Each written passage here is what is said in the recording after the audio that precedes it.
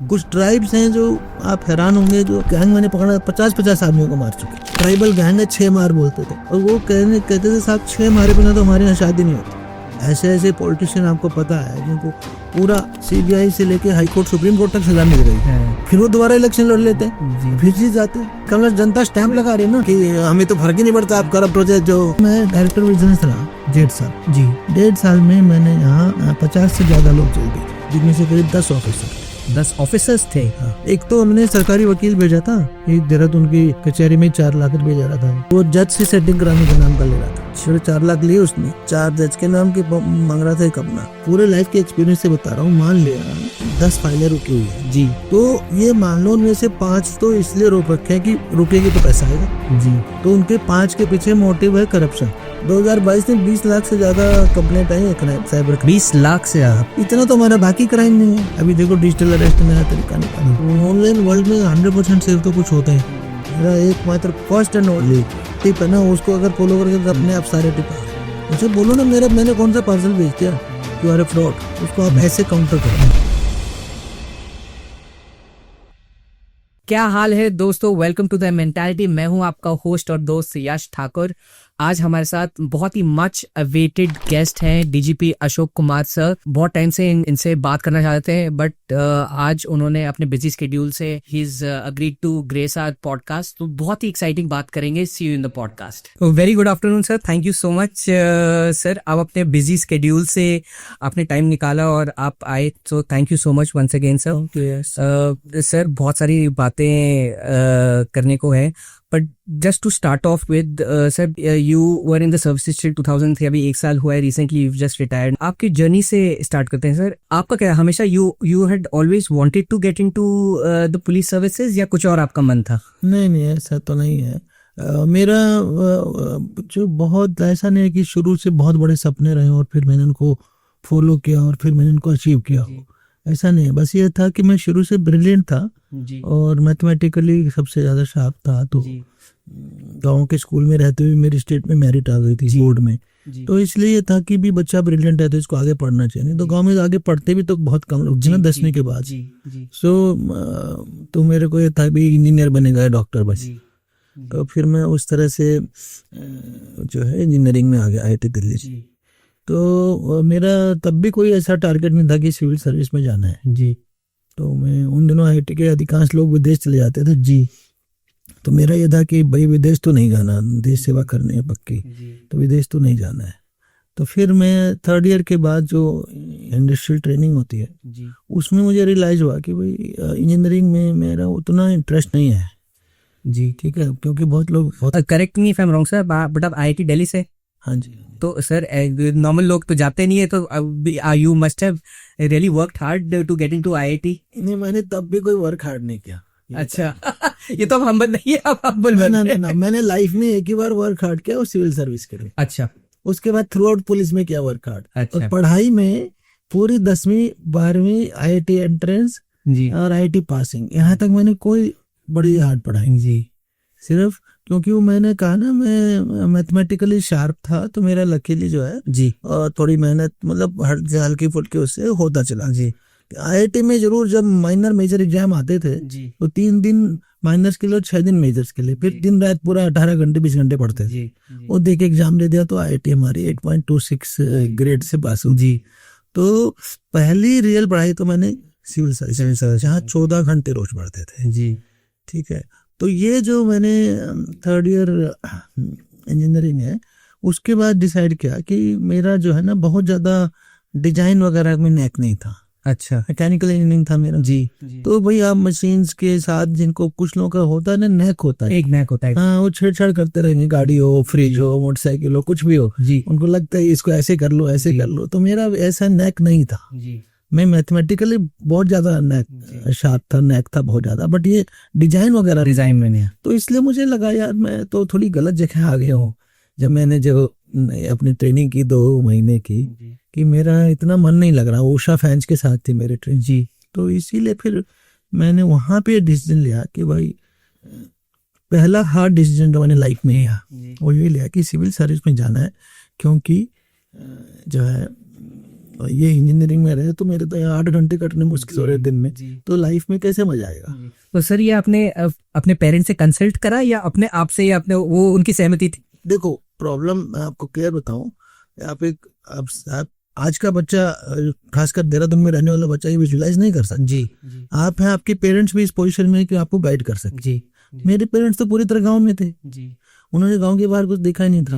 हाँ, तो वो इस पोजीशन में नहीं थे कि मेरे करियर के बारे में कोई डिसीजन ले सके। उन्होंने एक ही डिसीजन लिया था, वो ये था कि बच्चा ब्रिलियंट है, इसलिए इसको गांव से बाहर जाना चाहिए, आगे कुछ बड़ा करना चाहिए। अब क्या बड़ा करना है वो मेरे ऊपर ही छूटा हुआ है, या समाज जो गाइड करता है, सोसाइटी, तो दे were not in A position. तो ये मेरा खुद का डिसीजन था कि मुझे सिविल सर्विस करने है, और तब फिर मैंने उसके लिए हार्ड वर्क किया। मतलब मेरा डिसीजन 85 में समझ लो शुरू हुआ है जी, वहां से 85 से। हाँ, कि अब मेरे को सिविल सर्विस देनी है, तब मैंने इसमें हार्ड वर्क किया। 2 साल का मैंने रगड़ा। 86 में मेरी बीटेक पास हुई, 85 में डिस्टेंस हुआ, 86 में बीटेक। तब मैंने 2 साल का रगड़ा लगा के 88 एग्जाम में मैं IPS में आया। और मैंने कहा ये एग्जाम रियल रगड़ा एग्जाम, इसमें कोई कितना भी ब्रिलियंट हो, अगर वो सोचे कि खाली मैं वैसे आ जाएगा, नहीं, इसमें मेहनत, बिल्कुल मेहनत चाहिए होती है। 10 आजकल के बच्चे 10-12 कर रहे हैं, हमारे टाइम में 12 से 14 करते थे। हमारे टाइम 2 ऑप्शनल होते थे। अच्छा, आजकल ऑप्शनल 1 हो गया है। तो 10 से 12 घंटे 2 साल इतना तो करना ही है। ईमान के चले जो भी सिविल सर्विस में जाने की सोच रहा है जी, तो ये हमने तब किया जी। काफ़ी फैसिनेटिंग चीज़ बताई है सर, क्योंकि आजकल बच्चे इतने सारे करियर एवेन्यूज आ गए। पहले आपके टाइम में तो डॉक्टर, इंजीनियर और आर्मी, या आर्मी से, हाँ, जिसने आर्मी वगैरह नहीं सोचना, इंजीनियर और डॉक्टर। इंजीनियर और अब तो आपके पास फैशन डिजाइन है, लॉ है, 25 और चीजें हैं। मतलब जी, पॉडकास्टिंग ही है, ये भी एक कैरियर है, यूट्यूबिंग भी एक कैरियर है। जी। तो वो सब नहीं था पहले। जी, तो सर जब आपकी जर्नी स्टार्ट हुई, आपका रुझान जब आपने देखा कि पुलिस सर्विसेज एक नया फील्ड होता है, आप भी it's like a learning curve for you also, कि आप हर चीज हर दिन सर्विसेज में आप कुछ ना कुछ सीखते हैं। सर जर्नी आपकी कहाँ से, फर्स्ट पोस्टिंग आपकी कहाँ पे हुई, एंड उसके बाद आप यहाँ पे जब आप सिविल सर्विसेज में आ जाते हो, IAS हो या IGS हो या IRS हो, कस्टम्स हो, रेलवे हो, जी ठीक है, सभी में आपको ना पहले 3-3.5 महीने फाउंडेशन कोर्स होता है, वो करना पड़ता है। वो हम सबका मसूरी में होता है। जी, वो मैंने लबासना जी, तो हमने वो लबासना में किया जी। और फिर उसके बाद आप अपने अपनी अकेडमी में चले जाते हैं जी। तो IAS लोगों की ट्रेनिंग लबासना में रहती है, IPS की NPA national police academy Hyderabad में होती है जी। IRS इनकम टैक्स वालों की नागपुर में होती, कस्टम्स वालों की फरीदाबाद में होती, ऐसे अकेडमीज बनी हुई है जी। ठीक है, तो हमारी नेशनल पुलिस अकेडमी हैदराबाद में है, तो फिर वहाँ 1 साल की ट्रेनिंग, राइट। फिर जो है 8 महीने के करीब फील्ड ट्रेनिंग जी, ठीक है ना, जिसमें हम लोग ASP अंडर ट्रेनिंग होते हैं। तो वो मैंने इलाहाबाद में की जी। फिर उसके बाद रेगुलर ASP बनते हैं हम लोग, तो वो करीब 2 साल का पीरियड था मेरा। तो वो मैंने 1 साल इलाहाबाद और 1 साल अलीगढ़ की। फिर हम SP रैंक पे प्रमोट जी। तो SP के प्रमोशन के बाद में पहले आया SP रुद्रपुर जी, उत्तराखंड का ही हिस्सा है, और उन दोनों तराई का हिस्सा है, वो तराई उसमें आतंकवाद था। फिर वहां से SP चमोली गया, वो भी उत्तराखंड का हिस्सा है, जिसमें बद्रीनाथ केदारनाथ जी आते हैं। अब तो चमोली के 2 हिस्से हो गए, चमोली और रुद्रप्रयाग बन गए, पहले एक ही था। तो वहां हमने उत्तराखंड आंदोलन को देखा। फिर मैं वहां से जो है SSP हरिद्वार आ गया 95 में, ये भी उत्तराखंड। तो एक प्रकार से उत्तराखंड में रहते हुए यूपी के दिनों में मैंने उत्तराखंड अलग राज्य बनने से पहले 4 पोस्टिंग कर ली थी। अच्छा, मतलब 2000 से पहले, यानी सबसे पहले रुद्रपुर जी, 93-94, 94-95 चमोली जी, 95-96 हरिद्वार जी। अच्छा, हाँ, 3 लगातार करी। फिर 99 में मैं SSP ने निकाल रहा है जी। तो 4 पोस्टिंग मैंने, आपने उससे पहले ही करी मेरी टेस्टिंग नहीं है। उसी से ऐड करते हुए सर मेरे को ये जानना है, उस टाइम का यूपी कैसा था, मतलब in terms of law and order? आपने उससे अभी आपने बताया कि आपने 4 क्वेश्चंस करी है। जैसे हम पहले सुनते थे कि यूपी और MP में डाकू वगैरह होते थे, और ये क्राइम, ये सब उस जमाने में 80s 90s तक ये काफी यूपी में क्राइम भी बहुत ज्यादा था, और लॉ एंड ऑर्डर भी बहुत ज्यादा था जी। मतलब कम्युनल टेंशन इतनी ज्यादा थी उन दिनों, तो मंडल का मंडल चल रहा था जी। एक तरफ अयोध्या के इशू चल रहे थे, रिजर्वेशन इशू, बहुत ही वॉलेटाइल इशू था। तो बहुत वॉलिटिलिटी थी, बहुत ज्यादा आंदोलन चलते थे, बहुत ज्यादा पुलिस सड़कों पे रहती थी उनको कंट्रोल करने के लिए। बिल्कुल मैं 90, 91, 92 की बातें कर रही, जिसमें पहले साल आपको पता ही है अयोध्या में फायरिंग हुई थी जी, और अगले साल फिर वो ढांचा 93 में जी, नहीं 90 और 92 में तो उसको बाद कर्फ्यू लगे पूरे जी, पूरे देश भर में कर्फ्यू लगे, यूपी में भी लगे, सबसे पहले इलाहाबाद में चला है। तो बहुत ज्यादा लॉ एंड ऑर्डर के इश्यूज थे वहाँ, क्राइम भी बहुत ज्यादा था।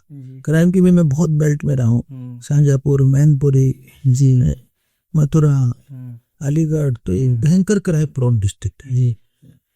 तो दोनों चीजें वहाँ उत्तराखंड में दोनों वहाँ से कम है, क्राइम तो ज्यादा ही कम है, लॉ एंड ऑर्डर भी वहां से कम है। यहाँ है, यहाँ धरना प्रदर्शन है बहुत ज्यादा उत्तराखंड, हाँ है, पर वो उस लेवल का नहीं जैसे यूपी में। हाँ, हजारों हजार की भीड़ होगी, मोस्टली वायलेंट होगी वहाँ, तो मतलब वहाँ समझ लीजिए उन दिनों तो लाठीचार्ज तो छोटी बात मानी है, ये तो रेगुलर है। हाँ ये रेगुलर है। यहाँ तो लाठीचार्ज करने जाने कितना बड़ा हंगामा हो जाएगा, तो वहाँ तो लाठीचार्ज बहुत छोटी बात है। ऑलमोस्ट डेली, छोटा मोटा तो डेली करना पड़ जाता था जी। तो सर अब इतना जैसे आपने बताया कि वॉलेटिलिटी होती थी, कोई रीजन होता है कि यहाँ पे क्राइम ज्यादा है, किस चीज के लिए? ये पॉलिटिकल इंस्टेबिलिटी की वजह से है, या लोग ज्यादा गरीब हैं, अनएम्प्लॉयड हैं, इसकी वजह से क्राइम हो जाता है स्टेट्स में? क्या मेन रीजन क्या होता है? फैक्टर ज्यादा लॉ एंड ऑर्डर में रहता है जी, कानून व्यवस्था जी।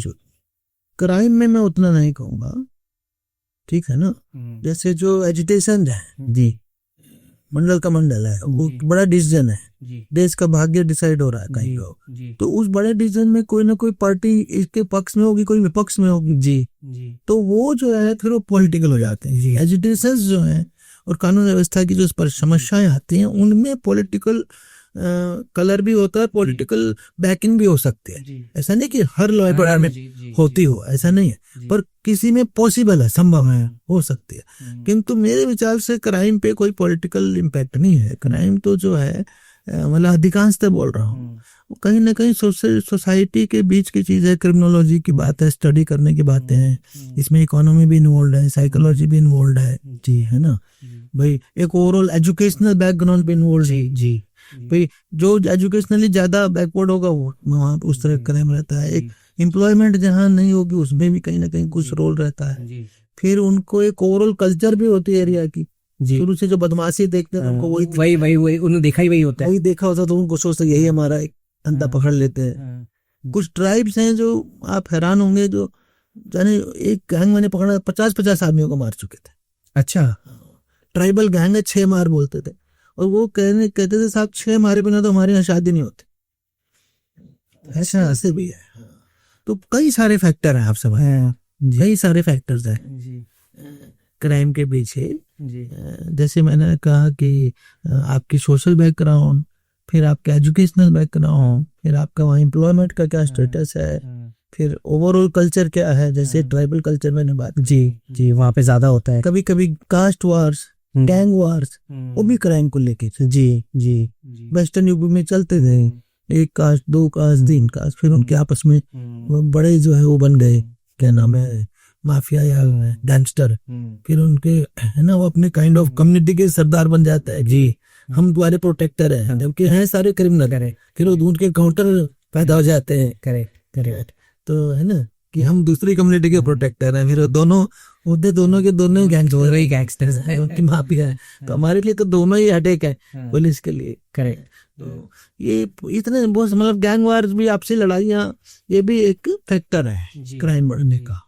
पर मैं कहूंगा कि क्राइम के पीछे पॉलिटिक्स जिसे कहेंगे उसका रोल उतना बड़ा नहीं है, न के बराबर है, जबकि इसका पॉलिटिकल रोल बहुत ज्यादा है इसमें, जो लॉ एंड ऑर्डर की सिचुएशन। तो सर अभी आप उत्तराखंड से रिटायर हुए हैं। उत्तराखंड जब आपने टेक ओवर करा था एज डीजीपी सर, उस टाइम से और अभी के टाइम में आपको लोगों में क्या डिफरेंस लगता है कि ये कल्चरली ये लोग थोड़े डिफरेंट हैं, यहाँ पे लॉ एंड ऑर्डर थोड़ा अलग हो सकता है, यहाँ के लोग थोड़े अलग मानसिकता करते हैं, वो आपको लगा कि उत्तराखंड के लोग ये थोड़े ऐसे, इनसे डील हमने ऐसे करना चाहिए, यूपी के थोड़े, एमपी के अलग होते हैं लोग, एंड कल्चरली भी हम इतनी डाइवर्स कंट्री है, तो हर स्टेट बहुत डाइवर्स होता है, तो माइंडसेट काफी जैसे उत्तराखंड के लोगों में जनरली ये कहा जाता है उत्तराखंड के लोगों के बारे में कि बहुत ही हरफन मौला होते हैं, सीधे लोग होते हैं, पहाड़ी लोग होते हैं, सीधे लोग होते हैं। क्या ये स्टीरियोटाइप सही है? और जब आप crime and law and order को आप सिचुएशन करते हैं, ये कितना बड़ा फैक्टर है यहाँ की जो कल्चर जो आपको लगती है? देखिए, स्टीरियोटाइप तो ये काफी सही था जी, कि ओवरऑल उत्तराखंड में क्राइम स्पेशली पहाड़ों में नहीं के बराबर जी, लगभग जीरो जिसे कहते हैं। सच में लोग घर खुला छोड़ते थे, ताज़ा लगाते थे, जी, और क्रिमिनल भागे कभी जाएगा भी तो जाएगा कहाँ। जी, कभी कभार आपसी लड़ाई में ये हो जाता, मर्डर हो गया, झगड़ा हो गया, वो तो हो जाता था, जी, एक आध रेप केस पे आ जाते, बट बाकी जो क्राइम होता है, चोरी, डकैती, लूट, किडनैपिंग, ये सब जीरो था। रही बात लॉ एंड ऑर्डर की, तो हमने शुरू में ही समझ लिया था यहाँ का कल्चर, बिकॉज मैं चमोली में था और वहाँ पे उन दिनों उत्तराखंड आंदोलन चला था, उत्तराखंड निर्माण आंदोलन। जी, जी, तो हमने कहा भी हम तो इसके साथ हैं, हम समर्थक हैं, हम भी चाहते हैं उत्तराखंड बने, जी, किंतु वायलेंस नहीं होना चाहिए। जी, जी, तो हमारा पूरा फोकस इस पे रहता था कि शांतिपूर्वक आंदोलन करो, वैसे उसमें वायलेंस मत हो, पीसफुल प्रोटेस्ट, पीसफुल प्रोटेस्ट करो, और आपका अधिकार है, डेमोक्रेटिक है, जरूर उत्तराखंड बनना चाहिए, हम भी आपके साथ हैं, हम हमेशा ही बोलते थे जी, कि हम आपके साथ हैं, आपके सारे ज्ञापन दो, सबको आगे तक पहुंचाएंगे, अखबार भी बड़ा बड़ा छापते थे। तो उत्तराखंड में जो एकदम से जो मुझे इलाहाबाद, अलीगढ़ और रुद्रपुर डीप पोस्टिंग करने के बाद मैं चमोली गया था जी, जी, तो वहां जाते जो पहला डिफरेंस समझ आया कि आप बिना कारण अगर किसी आदमी को थप्पड़ भी मार देंगे तो आंदोलन हो जाए, आंदोलन है। ये यहाँ के आपने पहाड़ का आपने कल्चर के आंदोलन है, ठीक भी है, उसके अधिकार हो। तो वायलेंस आपको कम लगा यहाँ पे? बिल्कुल कम है। अब फिर समझो ना, वो मानवाधिकारों के प्रति सजग भी है लोग, उनको अपनी प्रतिष्ठा लगती है, अरे मुझे कैसे मार दिया, मैंने गलती तो की नहीं। करेक्ट, करेक्ट जी। तो वो है, जबकि जो वहाँ है यूपी का जो माहौल है, मैंने बताया इलाहाबाद, अलीगढ़ में तो बहुत उन दिनों एक्सेसिव भी बहुत थी जी, अब तो खत्म हो गई जी। करेक्ट, तो जो गलत था नहीं होना जी, नहीं होना। तो इसलिए वहाँ एक थप्पड़ मारना या लाठी मारना भी तो बड़ा इशू नहीं, इशू था ही नहीं। करेक्ट, यहाँ पे तो एक उससे पूरा आंदोलन हो जाए, पूरी जनता इकट्ठी हो जाएगी, चक्का जाम हो जाएगा, चक्का जाम हो जाएगा। तो वो भी हमने सीखा कि एक उस प्रकार से लोग सजग हैं। पर मैंने ये देखा है ओवर द ईयर, जैसे 94 में मैं पहली बार चमोली था, 93 में रुद्रपुर था, और 2023 के नवंबर एंड तक मैं रहा जी, कि 30 सालों में, इन 30 सालों में चेंज आया है जी। ऐसा नहीं है जी कि यहाँ के आदमी एकदम 100% सेम रहा, 100% कहीं नहीं हो सकता, सीधा सादा नहीं रहा है, मेरी सोच है। और टाइम के साथ आप क्या रीजन होगा सर इस चीज का, जो आप बोलते हैं ये जो ओवर द पीरियड आपने चेंज देखा है, क्या रीजन है इसका? मेरे ख्याल से बहुत सारे कारण होते हैं। डेवलपमेंट हो रही है, बाहर के लोग यहाँ पे आ रहे हैं, जॉब अपॉर्चुनिटी ऐसा भी आ रहा है, जॉब अपॉर्चुनिटी बढ़ रही है, तो हर आदमी को उसमें शेयर चाहिए। करेक्ट, तो कॉन्ट्रैक्टर टाइप के लोग बढ़ रहे हैं जी, तो कहीं ना कहीं माफिया बढ़ रहा है, मतलब आप जो मर्जी इसके लिए शब्द यूज करो जी, मतलब जो है कुल मिलाकर के वो जो सिंपलिसिटी थी जी, जो मैंने 90s में देखी थी एकदम स्टार्टिंग में, उससे तो चेंज आया है, पर फिर भी कंपेयर टू अदर प्लेसेस जहाँ जो है शांति है। जैसे पहाड़ों में, मतलब ये बहुत ही इम्पोर्टेंट टॉपिक है, और ये पर्सनली भी, क्योंकि I have dealt with certain people who have come across drugs and all of that. एक बहुत मेजर इशू है पहाड़ों में, हिमाचल में भी है, यहाँ पे भी है। आपके अनुमान में क्या लगता है कि यहाँ पे जो ड्रग प्रॉब्लम है, ये पहले ज्यादा थी या अब ज्यादा है, या इसका मेन कारण क्या? और मतलब आप कैसे टैकल कराया आपने इसको अपने प्रॉब्लम तो नहीं है, मैं आपको बताऊं, नशा था पहले ही जी, नशा अलग है, शराब जिसे बोलेंगे। अच्छा, ओके, शराब थी पहले भी थी, आज भी है, और तो कहावत आती है कि सूर्य एक मजाक में बोल देते हैं, पर कुछ न कुछ तो दम था उसमें जी। मतलब हमने देखा कि शाम के औरतें ज्यादा काम करती थी जी आदमियों से, ये उसने नोट की जी। नशा तो नई चीज है, और ये देश को जो है ना बिल्कुल चौपट कर रहा है, बर्बाद कर रहा है। और मैं तो कहता हूँ इसके पीछे कहीं ना कहीं हमारे जो विरोधी ताकतें, राष्ट्रीय विरोधी ताकतें, वो भी लगी हुई है, क्योंकि नशा जो ड्रग्स है वो दुनिया में टेररिज्म को फंड करने नंबर 100 से जी करेक्ट। जो हमारे देश में टेररिज्म फैला रहे हैं जी उन लोगों के पास फंड कहाँ से आएगा, पैसा कहाँ से, तो सारा ड्रग्स का है। तो वो जो पैसा है वो उन्होंने पुश किया है इसी मेरे उसमें पैसा से मैंने उन्होंने पंजाब में किया जी, पूरे देश में चलाया जी। तो ये पिछले 10 साल में पंजाब में जैसे आपने बोला वो पाकिस्तान बॉर्डर क्रॉस करके हुए सारा वहां से गए, पिछले 10 साल में ज्यादा पीक है चीज पूरे देश में फैली और उत्तराखंड भी में भी उसी रेसों में फैला जैसे पूरे देश में। तो आपने सर अपने टेन्योर में कैसे टैकल कैसे करा? बहुत कोशिश की हमने, जो एक ANDF होती है एंटी नार्कोटिक टास्क फोर्स वो बनाई, जिला लेवल पे बनाई, स्टेट लेवल पे बनाई, और जितना जो बेस्ट पॉसिबल है वे साल में हम करीब 1000 केस पकड़ते थे जी ड्रग्स के जी। और फिर उसके ट्रैक करें कहाँ से आ रहा है, कौन है, लिंकेजेस कहाँ है, कोई हिमाचल से आ रहा है, कोई बरेली से आ रहा है जी, कुछ लोकल भी होता था। तो देखिए तो नशे पे जो पहाड़ है ना वो दोनों तरफ से होता है, एनफोर्समेंट भी और अवेयरनेस भी। इन लोगों में जागरूकता फैलाएंगे तो डिमांड कम होगी।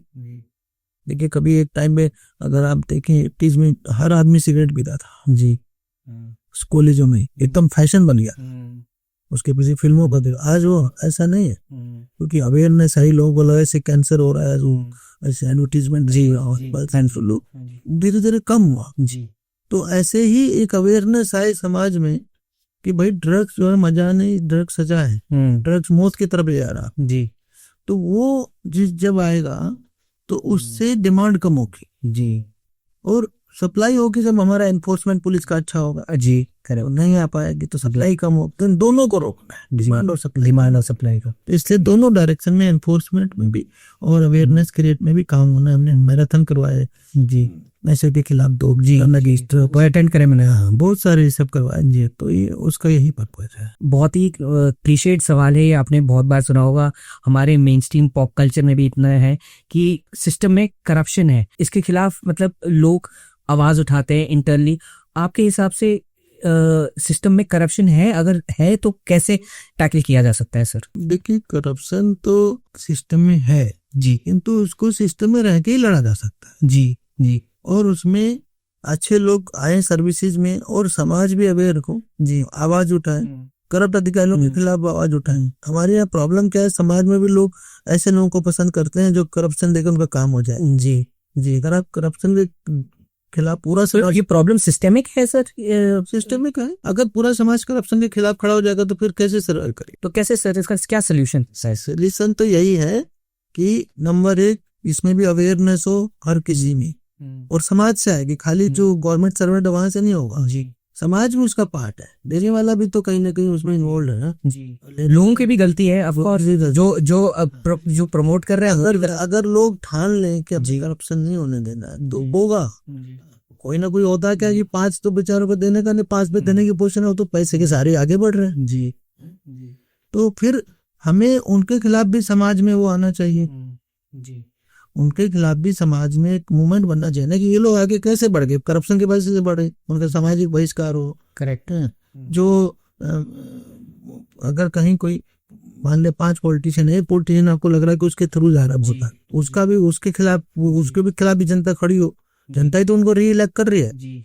ऐसे ऐसे पॉलिटिशियन आपको पता है जिनको पूरा CBI से लेके हाई कोर्ट सुप्रीम कोर्ट तक सजा मिल गई है, फिर वो दोबारा इलेक्शन लड़ लेते हैं, फिर जीत जाते हैं। तो हमारी गलती है, इसका मतलब जनता स्टैंप लगा रही है ना, हाँ अप्रूवल तो कि हमें तो फर्क ही नहीं पड़ता आप करप्ट हो जाए जो।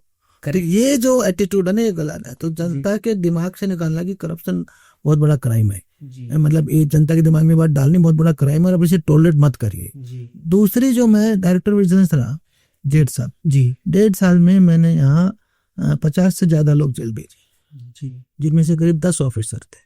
10 ऑफिसर्स थे? हाँ। एक तो हमने सरकारी वकील भेजा था, एक देहरादून की कचहरी में 4 लाख रुपए जा रहा था। अच्छा ओके। जो सरकारी वकील हो जी जी जी समझ गया। वो जज से सेटिंग कराने के नाम का ले रहा था। अच्छा, तो he was taking a cut from there. अच्छा, 4 लाख लिए उसने, 4 जज के नाम के मांग रहा था एक अपना, तो सारा लिया उसने, तो अरेस्ट किया। उस पे आंदोलन वकीलों ने कर दिया कि कचहरी में कैसे अरेस्ट हो जाए, क्यों भाई कचहरी में कोई करप्शन अलाउड है क्या? सही बात है, सब वो तो कहीं पे भी अलाउड नहीं। सबसे बड़ी बात जो मैं पकड़ी है ना वो फिर समझो जी, चोरी कर लो आप एक साइकिल की मैं बताता हूँ। जब मैंने शुरू किया था अलीगढ़ में, मेरी दूसरी पोस्टिंग थी, साइकिल के लिए वहां आदमी को मार देते थे, लूट हो गई, चोरी हो गई, तो वो तो जनता को क्राइम समझ आता है, ये तो चोर है, जो नहीं कितना बड़ा क्राइम है, जबकि वो चाहे 200 रुपए 500 रुपए चुरा रहा है आपके, और ये तो 2 करोड़ रुपए चुरा रहे हैं, जो कट मार रहे हैं पूरे व्हाइट कॉलर, इनको क्रिमिनल ही नहीं समझते जनता, वो सोचती तो मेरा अधिकार है करप्शन, तो ऑफ कोर्स ये तो होगा जी। तो ये तो बहुत बड़ी बात है ना, करप्शन भी तो चोरी है, वो भी तो क्राइम है। चोरी की सजा 3 साल है, करप्शन की सजा 7 से 10 साल है, तो करप्शन उससे बड़ा अपराध है। आप मुझे सोच के बताओ, आपकी नजरों में था अभी तक? नहीं, सही बात है सर। आप तो जनता तो सोचे तो होता ही रहता है जी।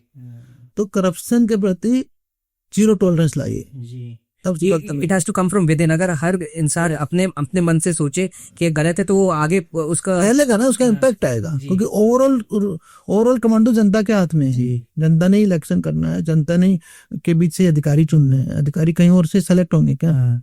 वो भी जनता के बीच से आ रहे हैं। हर कोई पूरा जो जितना हमारा देश को रन करने वाला सिस्टम है, पॉलिटिशियन हो, एग्जीक्यूटिव हो, ब्यूरोक्रेसी हो, जुडिशरी हो, सभी तो जनता के बीच से आ रहा है।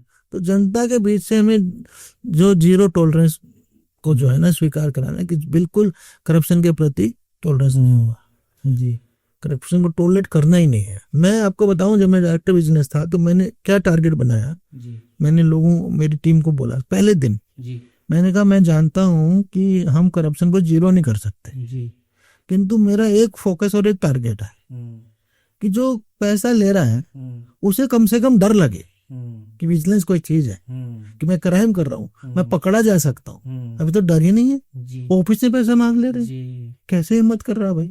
देश के कानून के हिसाब से क्राइम है जी, और आप ओपनली कर रहे हो, मतलब आपको डर नहीं है ना सिस्टम का, आपको सिस्टम का डर नहीं है। तो जब हमने 50 लोग पकड़े, ये बात है 15-16 की जी, 15-16 में डायरेक्टर विजिलेंस था जी, उत्तराखंड का जी, पूरे स्टेट का जी, तब लोगों में 100% डर आ गया था कि नहीं पकड़े जा सकते हैं, अरेस्ट हो सकते हो। तो कम से कम ये तो रहे ना कि करप्शन के प्रति 0 टॉलरेंस हर एंगल से रहे, एनफोर्स करने वाले पे भी, पैसा देने वाले में, लेने वाले, हर एक में दिमाग में जब आएगा ना तो सॉल्यूशन निकलेंगे। तो इसमें सर चैलेंजेस तो काफी आते होंगे। हमारा सिस्टम ऐसा है sir, and please correct me if I am wrong, इतना लूज है कि यहाँ पे रेड टेपिज्म की काफी बात हो जाती है, डिले इन डिसीजन मेकिंग हो जाता है। तो आपने अपने टेन्योर में ये delay in decision, red tapism, जिसके ब्यूरोक्रेसी हम बोलते हैं, इसमें प्रॉब्लम आपको फेस करना पड़ा? इसको करना पड़ता है। वो कैसे ठीक होगा सर? वो भी सिस्टम है कि उसमें भी हमें ये आप जैसे लोग ही ठीक कर सकते हैं? सिस्टमिक तो मैं पूरा नहीं कहूंगा, उसमें कुछ लोग ऐसे एटीट्यूड के आ जाते हैं सर्विसेज में जिनको काम रोकने में ज्यादा मजा आता है। तो उसमें उनका क्या फायदा? तो आधे तो क्या है ना, उनमें से करप्शन की वजह से रोक। अच्छा, करप्शन के तो इंटरलिंक्ड है, ये रेड टेपिज्म और करप्शन दोनों इंटरलिंक्ड। 50% है, 100 नहीं जी, पूरे कहीं ओवरलैप करते होंगे। नहीं, पूरे लाइफ के एक्सपीरियंस से बता रहा हूँ। मान लिया 10 फाइलें रुकी हुई है जी, एवरेज मान लिया 10 अलग अलग जी, तो ये मान लो उनमें से 5 तो इसलिए रोक रखे हैं कि रुकेगी तो पैसा आएगा जी, जिस भी लेवल पे रोक रखी, तो उनके 5 के पीछे मोटिव है करप्शन, और बाकी 5 के पीछे लेथार्जी, सुस्ती, काम नहीं करना, बेकारी, एटीट्यूड, मुझे क्यों किसकी मदद करूं, साला खाने तो धक्के, तो ऐसे एटीट्यूड के लोग आ जाते हैं। तो दोनों फैक्टर है। तो रेड टेपिज्म तो हमारे सिस्टम में बहुत तक घुसा हुआ। हमने तो उसको पुलिस में तो जब तक जहां मैं रहा, मैंने तो 1 मिनट उसको टॉलरेट नहीं किया। हमारे यहाँ कोई फाइल कभी किसी 1 दिन भी नहीं रुकती, 1 घंटा भी नहीं रुकती थी, कार्रवाई उसी मिनट क्लियर होनी है। अगर कोई डाउट है, प्रॉब्लम है, तो मीटिंग बुलाओ, क्या इशूज है मीटिंग में सोल्व करो जी। फाइल पे चलेंगे तो 1 महीना तक लिखते रहेंगे जी। ये मान लिया 5 लोगों को उस पर रोल है, तो 5 को बुलाओ, उन्हें डिसाइड करो जो बेस्ट पॉसिबल डिसीजन है एज पर द फाइल, तो उसको डिस्कस करके डिसाइड करो ना। फाइल में तो महीनों लटका रहेगा, 1 ही दिन में डिसीजन हो जाता है। तो प्रोएक्टिवनेस चाहिए, प्रोएक्टिवनेस चाहिए। तो इसमें सर इश्यूज तो काफी आते होंगे कि मतलब कोई कर नहीं रहा है, उनको आपसे दोबारा बात करनी, टाइम जा रहा है, डिले हो रहा है, प्रेशर ऊपर से, क्योंकि हायरार्की में प्रेशर तो होता है, ये सबके अपने वो चैलेंजेस रहते हैं। बहुत इशू आते हैं। कुछ लोगों को खराब भी लगता है कि यार ये तो सब खट कर दे तो हमारी वैल्यू खत्म हो जाएगी। कुछ जूनियर को भी कभी कभी खराब लगता है, मैंने कहा यार हमें आपकी वैल्यू से थोड़े मतलब है, पब्लिक का काम होना चाहिए, इससे मतलब है। हम हर किसी को यहाँ सर पे चढ़ा के क्या करेंगे? हर ऑफिसर यहाँ बड़ी ईगो लेके घूमता है। तो मैं तो साफ बोलता था कि ये ईगो पब्लिक में यहाँ सेवा करने आए हो, आप साहब बनने नहीं आए हो। हाँ सही बात है। हाँ, तो आप ऐसे सर पे घूमोगे तो ये हमारी तो वैल्यू नहीं। भाई वैल्यू थोड़ी, आपको जनता के काम से मतलब होना चाहिए। काम नहीं निकल रहा है तो भाई आप बुलाए जाओगे, काम होना चाहिए। फिर भी पुलिस में ओवरऑल रेटिज्म कम है। जो बाकी प्रशासन है, इतने और विभाग हैं, आप देखते हो सचिवालय वगैरह, और वहाँ क्योंकि वहाँ फाइल वर्क ज्यादा है ना, हमारे यहाँ तो फील्ड वर्क ज्यादा है। करेक्ट। पुलिस में तो फील्ड वर्क ज्यादा, उनकी फाइल वर्क ज्यादा, उनकी सारी पावर फाइल से आती है। करेक्ट। हमारी पावर तो FIR करो ना करो, अरेस्ट करो ना करो, वहां से आती है जी। उनके यहाँ वो यही है कि फाइल निकलेगी तो इसमें कुछ ग्रांट आएगी नहीं आएगी, तो उसी पे उनके सारे वो है जी सर। मेरे साथ भी काफी स्कैम हुआ है इस और अटेम्प्टेड स्कैम हुआ है, तो मेरे को काफी लगा है साइबर क्राइम। जी आपने मुख की बात छीन ली मेरी। तो ये मेरे को अभी भी याद है सर, आज से 2 या 3 साल पहले आपने मुहिम चलाई थी साइबर क्राइम का, और काफी रोबस्ट थी। मैंने भी शेयर करा था अपने सोशल मीडिया पे। इतना हुआ क्यों बन गया है, और ये इतने साइबर क्राइम्स हो क्यों रहे हैं, कर कौन रहा है, इसका सल्यूशन क्या है, क्या लोग प्रिकॉशंस ले सकते हैं इनसे बचने के लिए? तो थोड़ा इस पे थोड़ा सा लाइट डालिए सर। देखिए हुआ तो सही बना है, क्योंकि इसके वॉल्यूम इतनी ज्यादा है, ये बाकी हर क्राइम से आगे निकल गई जी। 2022 में 20 लाख से ज्यादा कंप्लेंट आई है क्राइम, साइबर क्राइम। 20 लाख से ज्यादा पूरे देश की बात कर जी। अच्छा। और उत्तराखंड में 20,000 से ज्यादा होंगी। तो इतना तो हमारा बाकी क्राइम नहीं है जितने साइबर, अकेले साइबर क्राइम भी, बाकी सारा क्राइम मिला के। तो क्योंकि इसमें क्या मौके पे जाना नहीं पड़ता, घर से ही जाओगे, क्रिमिनल वर्क फ्रॉम होम कर रहा है, वो वर्चुअल वर्ल्ड में रह रहा है, वो भी चल रहा है। मौके पे जाओगे तो चोरी करोगे, डकैती करोगे, लूट करोगे, दिन में 1 कर लोगे, 2 करोगे, 3 कर लोगे, पकड़े जाओगे, पकड़े तो मारे जाने का भी डर है, जनता पिटाई करेगी। यहाँ तो कुछ नहीं, घर बैठे जाने 1000 मील दूर बैठा चाहे वहां पे जमताड़ा में, कोई अफ्रीका में बैठा है, कोई निवात में बैठा, वहीं से कर रहे। तो इसलिए 1000 लोगों को फेंका जाल, 10-15 मछली तो फंसी जाएंगी। तो इसलिए इसकी वॉल्यूम बहुत ज्यादा है। तो ये इसका हवा जो है ना रियल है, फर्जी नहीं है। और दूसरा क्या, हर 15वें दिन हर महीने एक नया मोटर ऑपरेंडी निकाल देंगे। कभी लॉटरी था, कभी कार्ड क्लोनिंग था, कभी OLX था, कभी KBC था, कभी आपकी बिजली कट जाएगी, कभी हेलीकॉप्टर फ्रॉड आ जाएगा, टिकटें आप होटल बुक कर रहे हो वो सब फर्जी हो रहे हैं जी, है ना। भाई आपकी क्या है, मान लिया उसने makeMyTrip.com है जी, मेक माई ट्रिप के आगे छोटा सा कुछ अंदर घुसा दिया उसने, अंडरस्कोर या कुछ, आपको दिखेगा भी नहीं आपको, और उसने ऐसा लगा है कि सबसे पहले उसी की साइट आती है, आपकी सारी बुकिंग फर्जी जगह गई। तो ये सब ड्रामे जो है ना, साइबर क्राइम रियल है। इनके यहाँ साइबर क्राइम के कोर्सेज चलाते हैं जी। पूरा IT में 1 साल की फीस 2 लाख है, ये 15 दिन का कोर्स कर लेते हैं 1 लाख। पूरे इतना ज्यादा वॉल्यूम हो गया है, तो कोई अनपढ़ लोग भी साइबर क्राइम कर रहे हैं। अभी देखो डिजिटल अरेस्ट नया तरीका निकाला जी, लोगों को डरा के धमका के कमरे में कैद कर दिया, करोड़ों रुपया। लोगों का डर है, कहीं डर है, कहीं लालच है, कहीं जिज्ञासा है, जिससे फंस रहे। और इससे बिल्कुल नहीं, इससे बचना है। अब बचने के जो तरीके बोल रहे ना, उसके पीछे सिस्टम को भी टाइट होना है। हमें डिजिटल होना है, डिजिटल ऑनलाइन बैंकिंग करनी है, हर एक को बिजनेस करना है। जी। तो वो खट बिना प्रॉपर KYC के आपको कार्ड बैंक अकाउंट पर ले जा रहे हैं। एक जब हम क्रिमिनल पकड़ते हैं इनका जी, हर आदमी को 9 मोबाइल अलाउड है मैक्सिमम जी। एक जने के पास 500 सिम कार्ड मिलते हैं, कहाँ से आ रहे?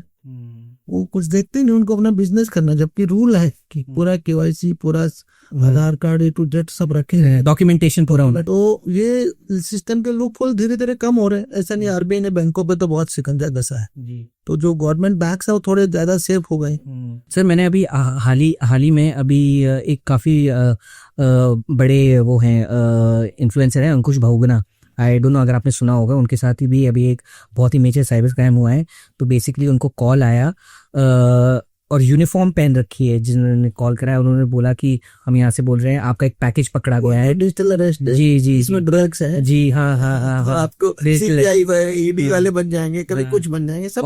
और वो फेस दिखा रहे हैं अपना, पूरा यूनिफॉर्म पहन के वो दिखा रहे हैं। तो इतना कॉन्फिडेंस है इनको कि ये, अरे वो डीजी पे रहते, मेरे फोटो लगा दिया था, फेक आईडी बना दिया। उनको कॉन्फिडेंस इसलिए कि कितने लोग पकड़ के लाएंगे, हजारों मील दूर बैठे हैं, वहां जाते हैं उनको पुलिस को घेर लेते हैं। तो कॉन्फिडेंस तो इसलिए है ना कि, और सजा बहुत कम है। कितनी क्या कुछ नहीं, 3 साल टाइप की सजा। अच्छा, वो तो हम फ्रॉड व्रॉड लगाते हैं इनपे, कुछ दूसरे 5-7 साल तब जाके होता है, तब अरेस्टेबल होता है। ये तो अरेस्टेबल भी नहीं आगा। तो ये तो सर मतलब काफी मतलब किसी को अगर पर्सनली कोई इससे गुजरा हो तो उसकी तो काफी हैरोइंग एक्सपीरियंस है। Biggest challenge for this police nowadays. Volume इसकी बढ़ती जा रही है, देश सजग है, एमएचए भी बहुत कुछ कर रही है जी, किंतु जो मेरे विचार से इसमें एक और बड़ी चीज की जरूरत है, सजा का वॉल्यूम वो क्वांटम बढ़ाने की जरूरत। तो ये तो लॉस पास करने पड़ेंगे, तो पॉलिटिशियंस का ही काम, मतलब जो भी है जी, क्योंकि इसमें सजा अभी भी कम है जी, खासकर जो मास स्केल पे कर रहे हैं ना, जी, जो हजारों लोगों के साथ कर रहे हैं जी, उन लोगों के लिए तो ये सजा कुछ भी नहीं है ना, काइंड ऑफ बेलेबल है। थोड़ा और जागरूक कैसे हो सकते हैं आपने, हम अपने साइड तो हम अपना खुद रिसर्च करें या थोड़े अवेयर रहें हम? जागरूक होने के बहुत सारे आजकल टिप्स हैं सोशल मीडिया पे, आप जब भी खोलेंगे, एसबीआई ने भी निकाले हैं, एमएसटी ने भी निकाला है, एमएसटी फॉर्म पे। तो सिंपल सी बात है, अपने पासवर्ड स्ट्रॉन्ग करो, 2 फैक्टर मल्टीपल फैक्टर ऑथेंटिकेशन करो, क्योंकि ऑनलाइन वर्ल्ड में 100% सेफ तो कुछ होता है।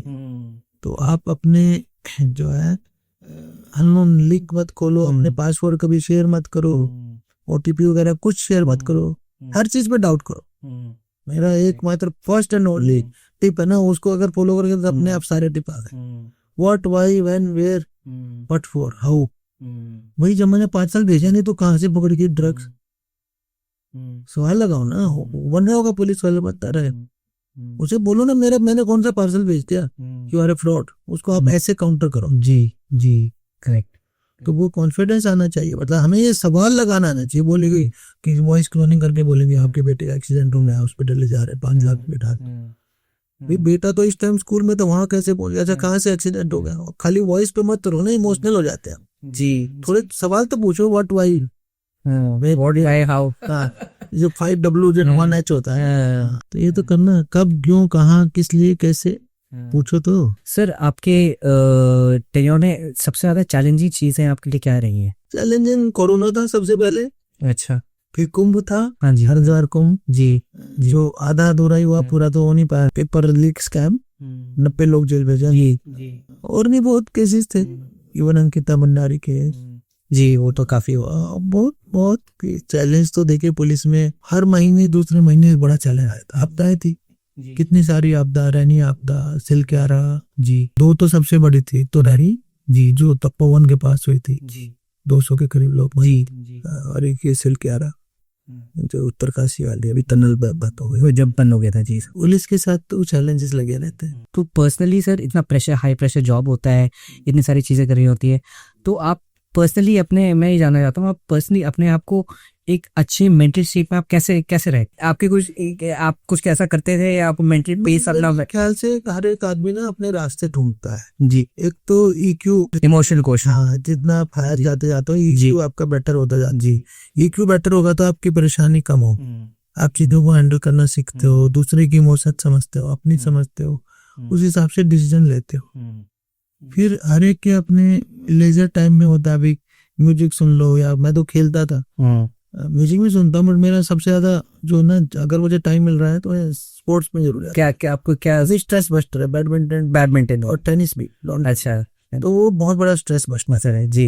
अगर हो सके तो योगा और मेडिटेशन, मैंने विपासना भी किया था। अच्छा, वेरी नाइस। हाँ, यही है कि पहली बात तो मैंने कहा ना, अब जब लाइफ से ओवरऑल जब आपका लाइफ स्टाइल चेंज होता है ना, थिंकिंग चेंज होती है, तो स्ट्रेस आप आने नहीं देते जी, लोड नहीं लेते हो जी। ठीक है, प्रॉब्लम है, उसको चैलेंज है, फेस करेंगे, है ना, फेस करेंगे, whatever whichever is the best possible way जी। तो बहुत ही कम टाइम जो होता था कि जब एक्चुअल में ये सब कुछ लगा के जब सॉल्यूशन नहीं दिख रहा तो स्ट्रेस थोड़ा ओवरटेक करता है। करेक्ट। उस केसेस में जब मैं ये बोल रहा हूँ कि स्पोर्ट्स है, योगा है, मेडिटेशन है, इनके माध्यम म्यूजिक भी एक अच्छा स्ट्रेस बस्टर है म्यूजिक का। तो सर अभी आपका you retired and all of that, how things have change on a personal front end on a professional front also. आपकी फैमिली अब कैसा, मतलब आर दे हैप्पी कि अब आप ज़्यादा टाइम उनको दे पा रहे हैं, अपनी फैमिली को, किड्स को, ऐसा आपको लग रहा है? डू यू थिंक कुछ आप मिस या प्रोफेशनली मिस कर रहे हो आप कुछ चीजें अभी? कैसे जाए टाइम तो मैं खैर अभी नहीं दे पा रहा हूँ क्योंकि मैंने फिर स्पोर्ट्स यूनिवर्सिटी में जी जी, परंतु यह है कि स्ट्रेस लेवल पहले से कम हो गए बहुत ज्यादा। पहले का जो वो होता था, एक तो 24 घंटे काम है ना, रात के 2 बजे भी फोन आ जाएगा जी ये हो रहा है, हो गया क्राइम हो जाएगा कहीं, वो यहाँ पे नहीं है, बहुत कम है।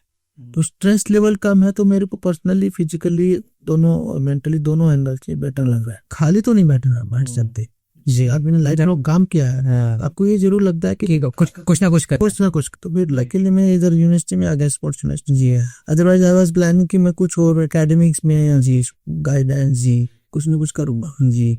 तो यही एक बड़ा सवाल है कि अचानक 60 साल तक मान लिया आप इतने एक्टिव रहते और अचानक आपको कहा जाए कि आप घर बैठ जाओ जी, तो वो कहीं मुझे लगता है कि वो भी उसको भी मैनेज करने सीखना होता है जी, क्योंकि भाई आप डल हो जाएंगे तो बेकार है लाइफ को, खाली बोरिंग लाइफ करके जी के क्या करना है यार। तो it is better you keep doing something. Correct. तो मैंने तो यही सोचा है till the last day, that will be the best day, you are doing everything and then you are no more, no that is the best. Whatever rockstar बोल्ट्स है, मैं यही बिलीव करता हूँ। इनफैक्ट आई पर्सनली, मैं जब भी किसी से बात करता हूँ तो मैं ये बोलता हूँ कि अपने माइंड को ज़्यादा ऑक्यूपाइड रखें। माइंड अगर आपका ऑक्यूपाइड रहेगा, ज़्यादा चीज़ें के लिए सोशल मीडिया पे जो मेरे इंटरेस्ट की चीजें हैं तो मैं वो देख लेता हूँ। तो मेरे क्या देखते हैं, क्या पसंद करते हैं? मैं सबसे ज्यादा आजकल देख रहा हूँ हिस्ट्री। अच्छा, हिस्ट्री के बारे में। हाँ। मतलब मैं ये देख रहा हूँ कि इंडियन हिस्ट्री या वर्ल्ड हिस्ट्री, लाइक जनरली? अभी इंडियन हिस्ट्री ज्यादा देख रहा हूँ कि ये जो एक मिथ बना दिया ना अंग्रेजों की आर्यन बाहर से आए थे, हाँ, तो गलत है। आर्यन इन्वेजन थ्योरी पूरी तरह गलत है। हाँ, it's a myth. If somebody wants to join the forces, UPSC crack करना है, एंड लोगों के होप्स बहुत हाई होते हैं कि हमारा निकल जाए, बट इवेंचुअली सबका सिलेक्शन हो नहीं पाता है। अपने दिमाग में क्या चीजें बैठा के जाए, मेंटली क्या प्रिपेयर होके जाए कि अगर हम ये एग्जाम देंगे हमारा हो गया, वेल एंड गुड, अगर नहीं हुआ तो इसके क्या ऑल्टरनेटिव्स हैं, और हम हताश ना हो जीवन से। देखिए 15 लाख आदमी एग्जाम देता है और सेलेक्ट होता है 1000 में से भी प्राइम सर्विसेज में तो 200-250 ही जाता है IAS IPS में। तो इसलिए बहुत सारे लोगों में ये कहीं ना कहीं जो है ना फ्रस्ट्रेशन लेके आता है एग्जाम। पर मैं ये बोलता हूँ कि आदमी को अगर अपना बैकअप प्लान तैयार रखे तो फ्रस्ट्रेशन की जरूरत नहीं है, बिकॉज ये एग्जाम की तैयारी ही आपको इतना कुछ सिखा देती है कि आप लाइफ में 50 चीजें कर लेंगे। मतलब अगर आप सिलेक्ट नहीं भी होते तो आप और 10 चीजें खुद भी कर सकते हो। आजकल तो लोग कंटेंट क्रिएट कर रहे हैं जी इन्हीं में, और इतने सारे ऑप्शन है। अभी नहीं हुआ all India civil service exam तो स्टेट सिविल सर्विस कर लेता है, या जैसे मैंने कहा खुद अपने भी आपको 10 ऑप्शन मिल जाएंगे। तो इसमें अपने फॉल बैक ऑप्शन अपने इंटरेस्ट के हिसाब एज ए बैकअप जरूर सोच के चलना चाहिए। मैं तो कहता हूँ 2 से 3 साल लगते हैं, इतना तो लगेगा ही। पहले से चलो, सोचे मेरा पहले साल हो गया तो संभव नहीं है। आप 3 साल का प्लान बना के चलो। 3 साल के बाद अगर नहीं होता तो you may continue for further attempts और you may choose to exit and go to your fall back option. वो ज्यादा सेंसिबल रहेगा कि मतलब लोग छठे टाइम में भी निकाल दे, बट वो आपकी वो है। मैं ये नहीं कर रहा, उनको डिस्करेज नहीं कर रहा हूँ। उस लोग निकालते हैं, निकलता है क्योंकि उन्हें पता है मेरा ये गैप रह के वो गैप फिल कर लेंगे तो हो जाएगा। तो ये है ना, आपको अपनी स्ट्रेंथ और वीकनेस जितना अच्छे से समझ जाओगे आप उतना अच्छा करें एग्जाम को क्रैक करोगे। So sir, that was it. I don't know how to say this sir, but इतने टाइम से मैं कोशिश कर रहा था कि आपको इनवाइट करूं और एटलीस्ट थोड़ा सा आपके साथ बात करूं। आपने टाइम निकाला, thank you so much sir. And जब भी आपके पास दोबारा टाइम हो, I would love to have you on again sir. Certainly yes, अगली बार करेंगे। आप तो पे थोड़ा और आगे निकल जाओ। Thank you so much sir, thank you so much. तो दोस्तों ये थी हमारी conversation with ex DGP Ashok Kumar ji. I hope you like the podcast. Don't forget to like, share and subscribe to the mentality.